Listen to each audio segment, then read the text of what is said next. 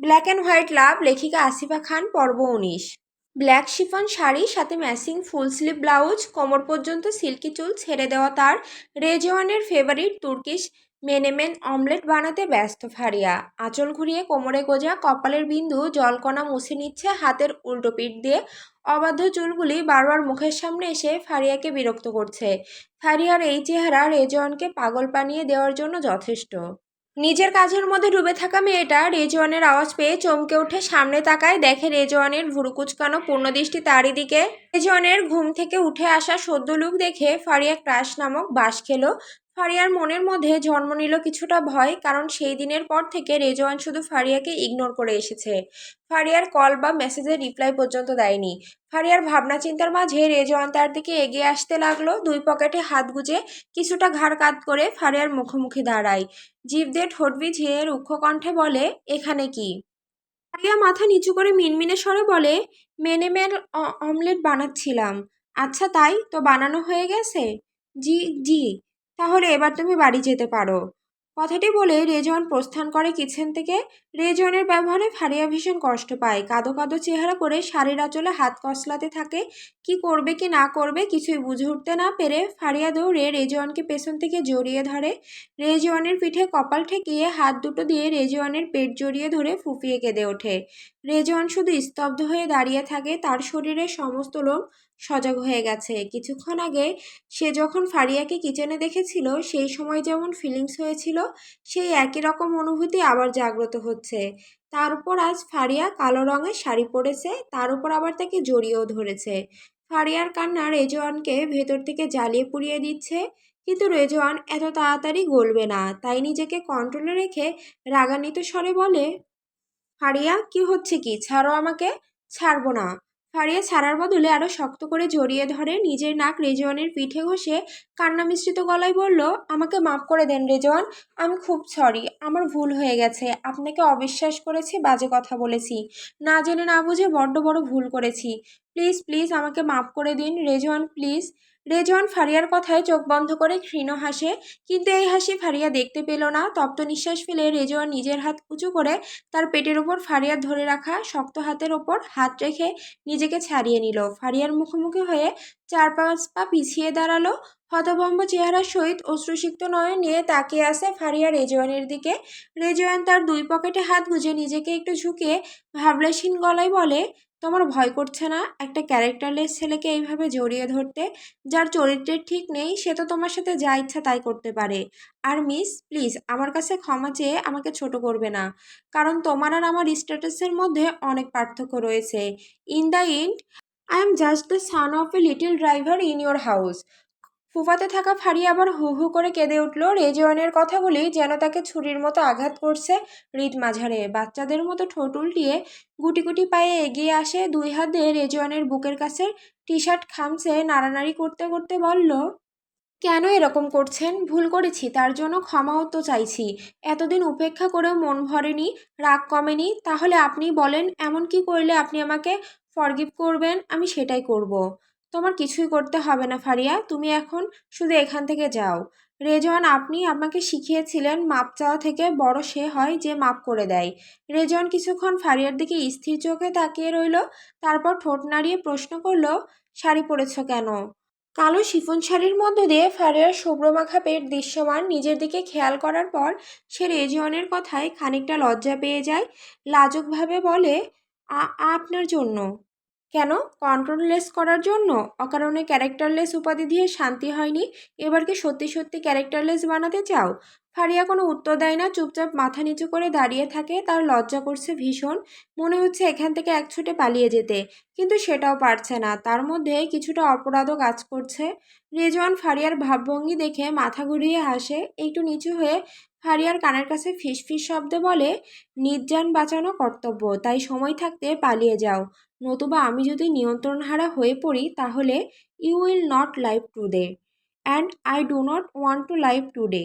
কথাটি শেষ হওয়া মাত্র ফারিয়া তার পায়ের পাতা দ্বারা নিজেকে উঁচু করে দুই হাতের মাঝে রেজওয়ানের মুখমণ্ডল ধরে তড়িৎ গতিতে রেজওয়ানের অধর তার গোলাপি ওষ্ঠের সাথে মিলিয়ে নেয়। রিজওয়ানের চোখগুলো মনে হয় এবার কোঠর থেকে বেরিয়ে আসবে। ফারিয়ার এরকম অপ্রত্যাশিত আচরণ তাকে পাগল করে তুলছে। নিজের হাত পকেট থেকে বের করে ফারিয়ার কোমরে রাখে, ফারিয়াকে ঘুরিয়ে দেওয়ালের সাথে ঠেকায়। যেই না সেও ফারিয়ার সাথে রেসপন্স করতে যাবে, তৎক্ষণাৎ তার মাথায় আসলো সেই রাতের ঘটনা। এক হাতে কোমর জড়িয়ে তার আরেক হাত দিয়ে ফারিয়ার গাল ধরে নিজেকে ছাড়িয়ে নিল। অতঃপর ফারিয়ার চোখের দিকে তাকিয়ে ঘন নিঃশ্বাস ফেলে বলল, রেসপন্স করলে আবার সেই সময়ের মতো বলবে না তো যে how dare you to touch me. Faria লাজুক হেসে মাথা এদিক ওদিক করে না বোঝালো। রেজওয়ান ঠোঁট কামড়ে হাসলো, তারপর ফারিয়ার দিকে বেশ খানিকটা ঝুঁকে গিয়ে তার ঠোঁট ছুঁয়ে দিল ফারিয়ার গোলাপি রাঙা অধরে। চুল থেকে পানি টপ টপ করে ঝরে পড়ছে মেঝেতে। কচি কলাপাতা রঙের কুর্তি পিঠ হতে কিছুটা ভিজে গেছে। ভেজা চুল কোনো রকম টাওয়াল দিয়ে পেঁচিয়ে ধোয়া কাপড়গুলো মেলতে পা বাড়ালো বারান্দার দিকে। কিছুক্ষণ পর কাপড়গুলি মেলে রুমে প্রবেশ করে দাঁড়ানো ড্রেসিং টেবিলের সামনে। মাথা থেকে টাওয়াল খুলে হেয়ার ড্রায়ার হাতে তুলতেই নজর যায় আয়নার দিকে। আয়ান সোফায় হেলান দিয়ে বসে মনের আনন্দে ফোন স্ক্রল করে যাচ্ছে। আয়নার মধ্যে থেকে আয়ানকে দেখতেই ভয় পেয়ে কেঁপে ওঠে আয়েশা। বুকে হাত রেখে জোরে নিঃশ্বাস ফেলে পেছন ফিরে চোখ গরম করে আয়নের দিকে তাকাতেই দেখলো সেও এক ভুরু উঁচু করে তারই দিকে তাকিয়ে আছে। শান্ত দৃষ্টি তার। সদ্য গোসল করে আসা আয়েশা ইতিমধ্যে ঘামতে শুরু করেছে, সাথে রয়েছে কাঁপাকাঁপি। আয়ান আয়েশার মুভমেন্ট লক্ষ্য করে বাঁকা হাসলো। সোফা থেকে উঠে এগিয়ে আসতে লাগলো আয়েশার দিকে। আয়েশাও কম কি সেও পিছাতে লাগলো। পিছাতে গিয়ে একসময় তার পিঠ ঠেকলো ড্রেসিং টেবিলের সাথে। নিজেকে সরিয়ে নিতেও পারল না, কারণ এতক্ষণে আয়ান তার দিকে টেবিলের ওপর হাত রেখে আয়েশাকে বানিয়ে নিল তার বন্দিনী। আয়েশা কিছুক্ষণ হাঁসফাঁস করে ধীর কণ্ঠে বলল, সরুন। কথাটি বলে এক প্রকার আয়নকে সরিয়ে হাঁটা ধরল দরজার দিকে, কিন্তু পা বাড়াতে না বাড়াতে আয়েশার হাতে টান পড়ল আর তৎক্ষণাৎ থেমে গেল আয়েশার চলমান পা দুটো। পিছন দিকে না ঘুরেই নিজের হাত ছাড়াতে মরিয়া হয়ে উঠল। হাত ছাড়ুন। কেন ছাড়বো? এইটুকু অধিকার আমার আছে। After all you are my future wife. আয়নের কথাটি বলেই আয়েশাকে হ্যাঁচকা টেনে নিজের সান্নিধ্যে নিয়ে আসলো। কোমর টেনে নিজের সাথে মিশিয়ে নিল। আয়েশার মুখের সামনে আসা অবাধ্য ভিজে চুলগুলি কানের পাশে গুজে দিল। আয়নের গরম নিঃশ্বাস এসে পড়ছে আয়েশার কপালে, নাকে মুখে। কাঁপাকাঁপি ঘামাঘামি যেন ক্রমশ বেড়ে চলেছে আয়েশার। নিজেকে কিছুতেই ঠিক রাখতে না পেরে মুখ ঘুরিয়ে নিল অন্যদিকে। আয়েশার উপেক্ষাকৃত আচরণ দেখে আয়নের ভীষণ রাগ হলো। আয়ন আয়েশাকে আয়নার সামনে দাঁড় করিয়ে আবার পেছন থেকে জাপটে ধরল। আয়েশার কানের কাছে মুখ এনে নিজের থুতনি রাখলো আয়েশার কাছে। আয়েশার পেটে একটু চাপ দিয়ে দাঁতে দাঁত পিষে বলল, ইগনোর? তাও আমাকে? কেন রে? আমাকে কি তোর ওই লাফাঙ্গা রায়হানের থেকে দেখতে খারাপ যে আমার দিকে ফিরেও তাকাস না? নম্রভদ্র আয়ানের এহেন কথায় আয়েশা ভ্রুকুচকে বলল, কী সব বলছেন আপনি? পাগল হয়ে গেছেন নাকি? হয়ে গেছি পাগল তোমার জন্য। আয়ান হাত সরান, ব্যথা লাগছে আমার।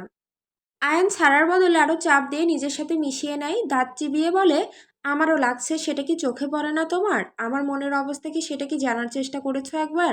কাল থেকে উপেক্ষা করে যাচ্ছ আমায়।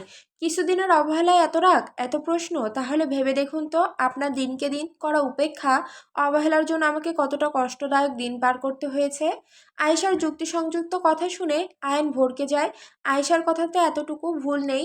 অপরাধবোধ কাজ করছে এখন আয়নের মধ্যেই। নিজের হাতের বাঁধন কিছুটা হালকা করে মুখ গুজে দেয় আয়েশার ঘাড়ে। অপরাধী সম্পন্ন মিনমিনে ঘোর লাগানো কণ্ঠে বলে, মাপ করা কি যায় না?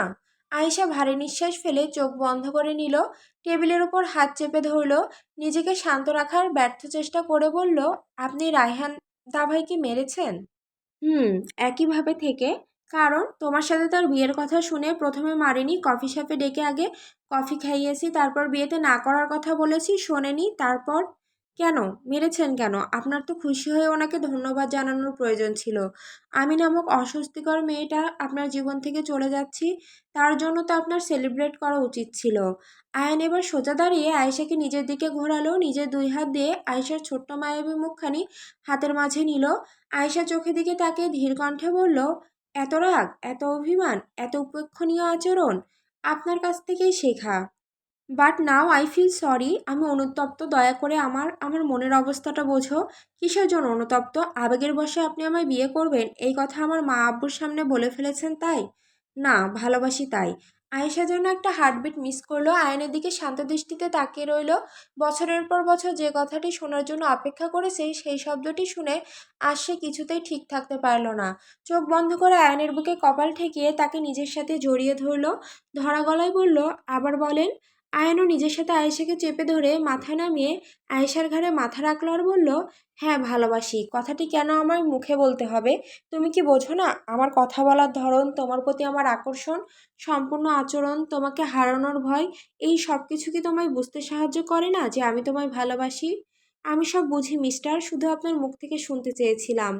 আয়েশার চোখ থেকে গড়িয়ে পড়ে নোনা জল, এটাকে খুশির অশ্রু, যার এক এক ফোঁটা ভালোবাসার মানুষটির জন্য অপেক্ষার প্রহর বর্ণনা করছে। গোধূলি বেলা মনে প্রাণে এক আলাদা আমেজ এনে দেয়, যার ফলে দেহ মন বারবার শিউরে ওঠে। ব্ল্যাক হুডির সাথে কার্গো প্যান্ট, স্ন্যাক্স জুতা পরনে ফরহাদ, হুডির টুপি মাথায় দেওয়া, তার দুই হাত গুজে রাখা হুডির পকেটে, সিল্কি চুল পড়ে আছে কপাল ছড়িয়ে চোখের একটু ওপর পর্যন্ত। গাড়িতে হেলান দিয়ে দাঁড়িয়ে সে, তার খয়েরি মণিযুক্ত চোখ স্থির পার্কের মধ্যে প্রায় 10-12টা বাচ্চাদের সাথে খেলতে ব্যস্ত এক মায়াবী রমণীর পানে। পরনে তার হালকা ঘিয়া কালারের সালাউচি প্যান্ট, সাদা ফুলহাতা লেডিস শার্ট, ম্যাচিং হিজাব, সাথে পামশু জুতা। বাচ্চাগুলি তার পেছনে দৌড়াচ্ছে, তো একবার সেই মায়াবিনী পড়েনি তাদের পিছনে দৌড়াচ্ছে তাদের ধরতে। ফারহাদ সেই অল্প বয়সী স্ত্রীলোকের দিকে তাকিয়ে নিজ মনে আওড়ায়, অ্যাঞ্জেল, কাঠিন্যতা সম্পন্ন আমার এই হৃদয়, যেখানে কোনো ভালোবাসার বাসভবন নেই, আমার মস্তিষ্কের নিষিদ্ধ মানে তুমি, কিন্তু অপরদিকে আমার অন্তরতম প্রদেশে প্রণয়োদ্দীপক নামে তুমি। আমার নিষিদ্ধ শহরে সভ্যতা, মানবতা, ভালোবাসার কোনো জায়গা নেই, কিন্তু তারপরেও তুমি আমার প্রণয় আসক্তি, যা পৃথিবীর সমস্ত নেশাকে হার মানায়। অ্যাঞ্জেল, আমি নামক যুবক আটকা পড়েছি তোর শুভ্রতায়। ফারহাদ তার গভীর চাহনি আসলের উপর স্থির রেখে এইসব কথা ভেবে চলেছে। ফারহাদের ভাবনা চিন্তার মাঝে তার প্যান্টে টান পড়ল। ফারহাদ ভ্রুকুচকে নিচের দিকে তাকিয়ে দেখল ছোট্ট একটি মেয়ে। মেয়েটির বয়স 6 কি 7 বছর হবে। বেবি পিঙ্ক কালারের ফ্রক পরিহিত ছোট্ট মেয়েটি তার ছোট্ট হাত দিয়ে ফারহাদের প্যান্ট টেনে যাচ্ছে। ফারহাদ কিছু বলতে যাবে কি, তার আগে বাচ্চা মেয়েটি তার মিষ্টি আওয়াজে বলল, হেই ব্ল্যাক হুডি ম্যান, কাম ডাউন।